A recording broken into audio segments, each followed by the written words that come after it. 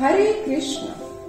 भौतिक अस्तित्व में फंसी हम बद्ध जीवात्माओं के लिए शास्त्रों के अनुसार अनुशासन में रहकर यदि हम एकादशी व्रत का पालन करते हैं तो आध्यात्मिक जगत यानी अपने मूल घर वापस जाने का यह एक शक्तिशाली अवसर है। श्री एकादशी जो कि प्रत्येक शुक्ल पक्ष एवं कृष्ण पक्ष के 11वें दिन यानी महीने में 2 बार आती है, भगवान श्री हरि को अत्यंत प्रिय है।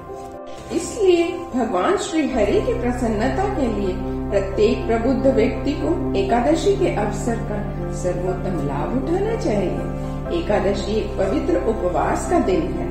आज हम शास्त्रीय संदर्भ से वैशाख मास यानी अप्रैल मई के कृष्ण पक्ष में पड़ने वाली एकादशी, जिसे वरुधनी एकादशी के नाम से भी जाना जाता है, के बारे में श्रवण करेंगे। भविष्य पुराण को पढ़कर वरुधनी एकादशी के महत्व को जाना जा सकता है। भविष्य पुराण में धर्मराज युधिष्ठिर और भगवान श्री कृष्ण के बीच वार्तालाप के रूप में वरुधनी एकादशी की महानता का उल्लेख है। महाराज युधिष्ठिर ने भगवान श्री कृष्ण से पूछा, हे वासुदेव, मैं आपको विनम्र प्रणाम करता हूँ।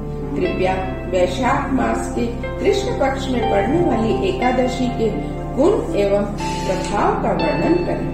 भगवान श्री कृष्ण ने उत्तर दिया, हे राजेश्वर, वैशाख मास के कृष्ण पक्ष की एकादशी को वरुधनी एकादशी के नाम से जाना जाता है। यह वरुधनी एकादशी सबसे शुभ है। यह उन लोगों के पापों को मिटा देती है जो इस पवित्र दिन पर उपवास रखते हैं। ऐसे व्यक्ति नित्य सुख को प्राप्त करते हैं और सर्व सौभाग्य प्राप्त करते हैं। विशेषतः इस दिन व्रत रखने से दुर्भाग्यशाली स्त्री को सौभाग्य प्राप्त होता है। यह व्रत इस जीवन में भौतिक सुख और मृत्यु पर मुक्ति प्रदान करता है।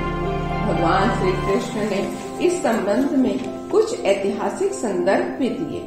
इस एकादशी व्रत का पालन अत्यंत लगन के साथ करने पर राजा मांधाता को मुक्ति प्राप्त हुई। इक्ष्वाकु वंश के अन्य कई राजा जैसे महाराज धुंधुमार, जो भगवान शिव के श्राप से परिणाम स्वरूप कुष्ठ रोगी थे, मुक्त हो गए।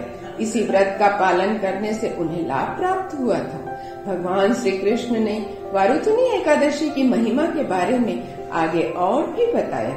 10,000 वर्षों तक कठोर तपस्या करने से जो पुण्य प्राप्त होता है, वह वरुधनी एकादशी का पालन करने वाले व्यक्ति को प्राप्त होता है। कुरुक्षेत्र में सूर्य ग्रहण के दौरान बड़ी मात्रा में सोना दान करने से जो पुण्य प्राप्त होता है, वह वही लाभ प्राप्त कर सकता है जो इस एकादशी को प्रेम और भक्ति के साथ उपवास रखकर पालन करता है और निश्चित रूप से इस जीवन और अगले जीवन में अपने लक्ष्यों को प्राप्त करता है। फिर भगवान श्री कृष्ण ने वरुधनी एकादशी की महिमा को दान के रूप में वर्णित किया है। दान में घोड़े, हाथी, भूमि आदि देना, अग्नि यज्ञ के लिए तिल दान करना, सोना दान करना, पितरों, देवताओं, मनुष्यों को अन्न का दान करना आदि आदि निश्चित रूप से बेहतर है। अन्न का दान तो सबसे बड़ा दान माना गया है।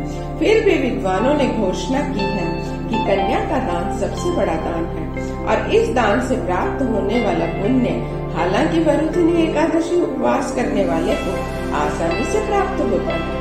आगे भगवान श्री कृष्ण ने धर्मराज युधिष्ठिर से कहा, जो कोई भी वरुधनी एकादशी का शास्त्र अनुसार नियम से पालन करता है, वह सभी पापों से मुक्त हो जाता है और शाश्वत आध्यात्मिक निवास में लौट आता है।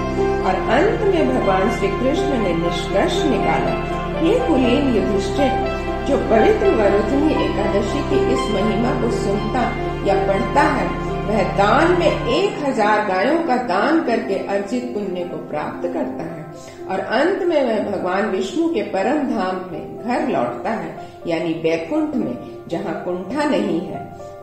तो हम यह भली भांति समझ सकते हैं कि वरुधनी एकादशी एक बहुत ही महत्वपूर्ण एकादशी है और इसका पालन करने वाले को यह अनगिनत लाभ प्रदान करती है।